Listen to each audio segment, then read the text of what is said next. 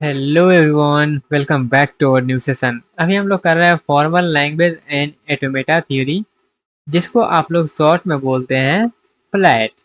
ठीक है। इसको दूसरा नाम से भी हम लोग जानते हैं, जो कि होता है TOC, means theory of computation. ये जो ऊपर में नाम लिखा है, formal language and automata theory, ये इन जनरल जो है आपके यूनिवर्सिटी का जो भी सिलेबस है उसमें दिया हुआ रहता है। इन जनरल का बात कर रहे हैं, ठीक है।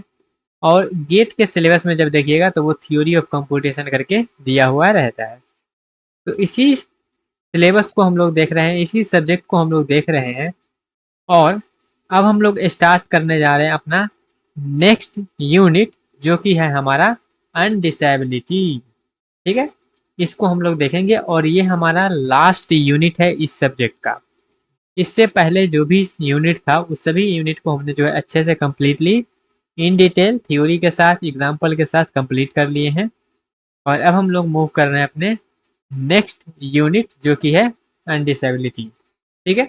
चलिए स्टार्ट करते हैं और समझते हैं इसमें आखिर क्या क्या चीज़ है। ठीक है। तो सबसे पहले थोड़ा सा इंट्रोडक्शन इसका बात कर लेते हैं कि क्या आखिर इसमें हम लोग को है।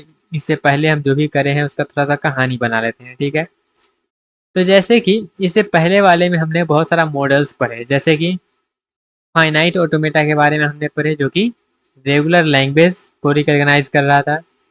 फिर हमने पुश डाउन ऑटोमेटा PDA को देखा, जो कि रिकॉग्नाइज कर रहा था कंटेक्स्ट फ्री लैंग्वेज को। फिर हमने देखा लीनियर बाउंड ऑटोमेटा, जो कि कंटेक्स्ट सेंसिटिव लैंग्वेज को रिकॉग्नाइज कर रहा था। फिर हमने जो है ट्यूरिंग मशीन को देखे, जो कि रिकर्सिवली इनुमरेबल लैंग्वेज को रिकॉग्नाइज कर रहा था। ठीक है। तो यहाँ पे जो है हर एक जो लैंग्वेज है उसको लिए हमारे पास एक मॉडल था। ठीक है। तब यहाँ पे एक ऐसा क्वेश्चन उठता है क्या, जैसे एक चीज़ हम आपको और बताए थे कि हम जैसे जैसे इस तरीके से आगे बढ़ेंगे हमारा पावर क्या होता है, इंक्रीज होता है, बताए थे। तो ट्यूरिंग मशीन का सबसे ज़्यादा पावर है। तो क्वेश्चन ये उठता है, क्या ट्यूरिंग मशीन के हेल्प से हम लोग सभी कंप्यूटेशनल प्रॉब्लम को सॉल्व कर सकते हैं? तो आपका आंसर क्या होगा? तो इसका आंसर ये होगा कि ट्यूरिंग मशीन से हम लोग जो है मैक्सिमम को सॉल्व कर सकते हैं, सबसे पावरफुल है। लेकिन हर एक टाइप के, ईच एंड एवरी टाइप के कंप्यूटेशनल प्रॉब्लम को हम सॉल्व इससे नहीं कर सकते हैं। ठीक है। आई होप आपको ये चीज क्लियर हुआ होगा। There are some problem that can not be solve by any algorithm even if have unlimited time and memory. The study of such problem is called undisability। मतलब उसी टाइप के problem को, जैसे ट्यूरिंग मशीन जो है वो सभी type के कंप्यूटेशनल प्रॉब्लम को सॉल्व नहीं कर सकता है। तो ऐसे प्रॉब्लम जिसके लिए कोई एल्गोरिथम है ही नहीं, कोई भी एल्गोरिथम इसको सॉल्व कर ही नहीं सकते हैं, चाहे आप अनलिमिटेड मेमोरी दे दीजिए या फिर अनलिमिटेड टाइम दे दीजिए, लेकिन वो सॉल्व हो ही नहीं सकता है। उस टाइप के प्रॉब्लम को हम लोग बोलते हैं अनडिसेबिलिटी। आई होप आपको ये समझ में आया होगा। ठीक है। अनडिसेबिलिटी आपको समझ में आया। चलिए आगे बढ़ते हैं थोड़ा सा। एक चीज़ और होता है, जैसे कि हम यहाँ पे बात किए क्या कि हम कंप्यूट नहीं कर सकते हैं, सभी टाइप के कंप्यूटेशनल प्रॉब्लम को सॉल्व नहीं कर सकते हैं। तो सबसे पहले ये समझते हैं आप कि एक कंप्यूटेबिलिटी मतलब है क्या। ठीक है। तो सिंपल सा इसका मतलब है, computability is a branch of computer science that study which problem can be solve by an algorithm और विच कैन नॉट। मतलब कौन सॉल्व किया जा सकता है, कौन सॉल्व नहीं किया जा सकता है, वो हमको बताएगा कंप्यूटेबिलिटी में है। ठीक है। If a problem can be solve by any algorithm is called computable. अगर कोई सॉल्व हो जा रहा है किसी भी एल्गोरिथम से तो उसको हम बोलेंगे कंप्यूटेबल।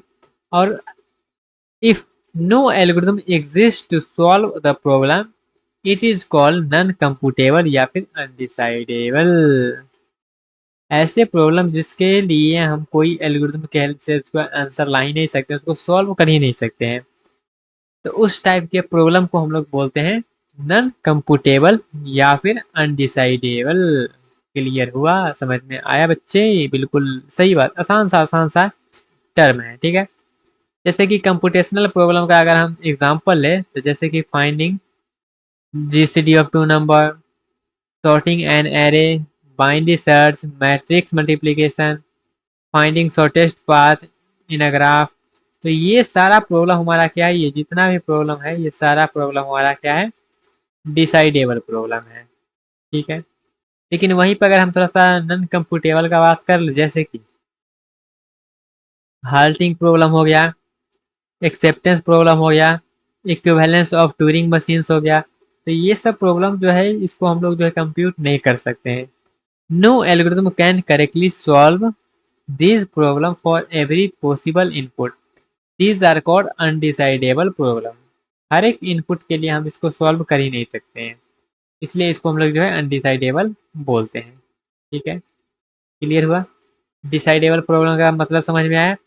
डिसाइडेबल प्रॉब्लम का मतलब सिंपल सा है, a problem is called decidable if there exists a Turing machine decider that accept every valid input, reject every invalid input।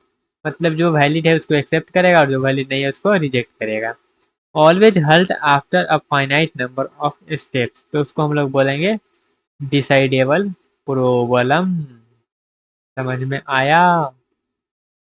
I hope आपको ये चीज़ समझ में आया होगा। जैसे कि ये इनपुट आया, ठीक है, इनपुट के हमारे पास जाएगा ट्यूरिंग मशीन के पास, वहाँ से एक्सेप्ट होगा या फिर रिजेक्ट होगा, और वहाँ उसके बाद क्या होगा, हमेशा वो हॉल्ट होगा ही होगा। तो ये हमारा रहा ब्लॉक डायग्राम, या फिर आप कह सकते हैं सिंपल सा डायग्राम। आगे बढ़े, चलिए आगे बढ़ते हैं।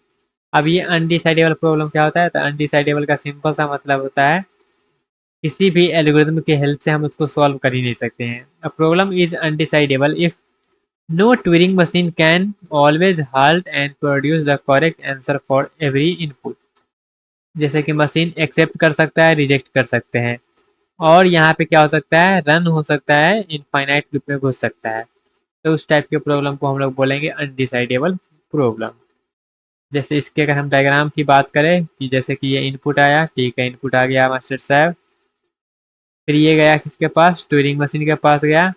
अब यहाँ पे तीन केस हो सकता है, या तो उसको एक्सेप्ट कर लेगा, या तो उसको रिजेक्ट कर देगा, या तो वो इनफाइनाइट लूप में घुस जाएगा। ठीक है, तो अनडिसाइडेबल में ये तीनों हो सकता है। क्लियर हुआ? तो अभी तक हम क्या क्या सीखे हैं, सबसे पहले ये थोड़ा सा बताते हैं। हमने सबसे पहले यूनिट का नाम देखा है, वो क्या था, अनडिसाइडेबिलिटी था। तो इसके बारे में सबसे पहले हम इंट्रोडक्शन देखे, फिर हम लोग देखे कि कंप्यूटेबिलिटी मतलब क्या होता है, कंप्यूटेबल और नॉन कंप्यूटेबल वाले को देखे, डिसाइडेबल को देखे, और उसके बाद अनडिसाइडेबल को देखें। इतना चीज़ अभी हम लोग देखे हैं। अब थोड़ा सा आगे बढ़ते हैं। इतना चीज़ अगर देख लिए हैं, समझ लिए हैं, तो सबसे पहले एक थेसिस है, उसको हम लोग समझते हैं। ये थेसिस क्या है उसको हम लोग समझते हैं।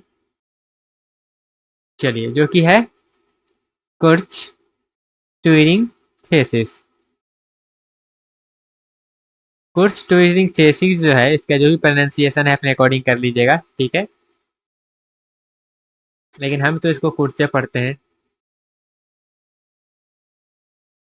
कुर्च ट्यूरिंग थेसिस क्या कहता है वो समझिएगा। तो ये 1930 में दो मैथमेटिशियन थे, इंडिपेंडेंटली प्रपोज किए थे मॉडल ऑफ कंप्यूटेशन। 1930 की बात है, जहाँ पे दो मैथमेटिशियन जो है वो इंडिपेंडेंटली प्रपोज किए दो गो मॉडल को। ठीक है, दो गो मॉडल को ये क्या किया, प्रपोज किए। अब दो गो मॉडल क्या था समझिएगा। सबसे पहले जो है ओलोंजो कुर्च, ही इंट्रोड्यूस द लैम्बडा कैलकुलस। इन्होंने क्या किया, लैम्बडा कैलकुलस को जो है प्रपोज किए। दूसरा जो है अलान ट्यूरिंग, जिसका नाम आप पहले भी सुने होंगे, इन्होंने इंट्रोड्यूस किया था ट्यूरिंग मशीन का। ठीक है, although both model were different, they were capable to solving exactly the same class of the computational problem। This observation lead to the Church Turing thesis. इसी थेसिस को हम लोग बोलते हैं कुर्च ट्यूरिंग थेसिस। ठीक है, सिंपल सा मतलब है। अब इसके मतलब को हम लोग समझते हैं, डिफाइन करते हैं। ये जो है कुर्च ट्यूरिंग थेसिस को, जैसे दो साइंटिस्ट के नाम पे ये दोनों जो है ना मिक्स करके लिख दिया गया है। ये क्या कहता है समझिएगा, every function that can be computed by an effective algorithm can be computed by a Turing machine। जो एक एल्गोरिथम से कंप्यूट हो सकता है वो ट्यूरिंग मशीन से कंप्यूट होता है, ऐसा ये बोल रहे हैं। ठीक है। If a problem can be solve by any algorithm then it can also be solve by Turing machine. वही बात को घुमा के लिख दिए है। Therefore the Turing machine is considered the standard mathematical model of computation. इसलिए जो है ट्यूरिंग मशीन को मैथमेटिकल मॉडल कहा जाता है। ठीक है। अब यहाँ पे इफेक्टिव एल्गोरिथम टर्म हमने यूज किया।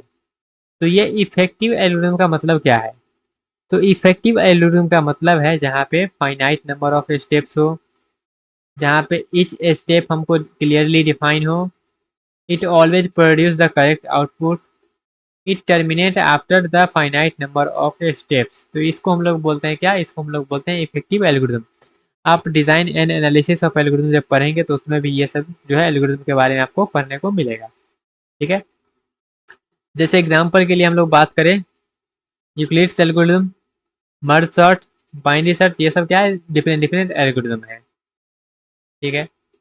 अब यहाँ पे हमने जो है जब इसमें ये किए थे तो यहाँ पे हमने बोले हैं क्या? Church Turing thesis. तो इसको हम लोग थेसिस सब क्यों बोलते हैं? Why it is called thesis?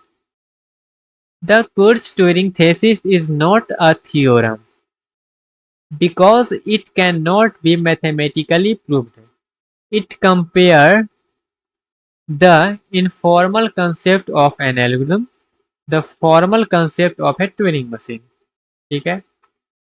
Since the word algorithm is not mathematically defined in a completely formal way, the statement cannot be proved the theorem, therefore is called the theorem. तो यहाँ पे जो है हमारे पास ये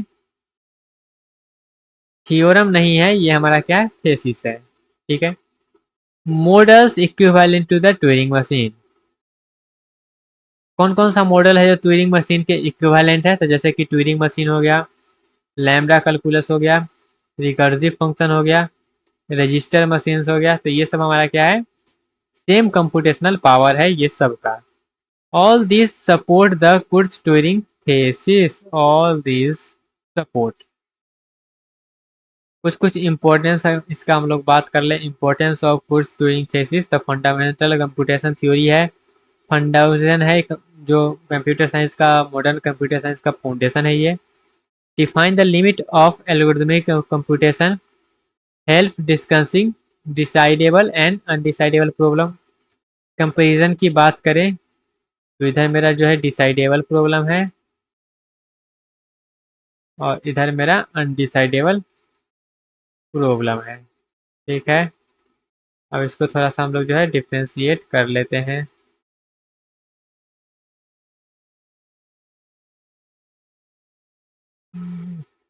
ठीक है, चलिए समझते हैं। तो ये जो होता है डिसाइडेबल हमारा एल्गोरिथम की हेल्प से सॉल्व होता है, और ये अनडिसाइडेबल कोई भी एल्गोरिथम सॉल्व नहीं कर पाता है। ये हमेशा हॉल्ट होता है, ये हो भी सकता है नहीं भी हो सकता है।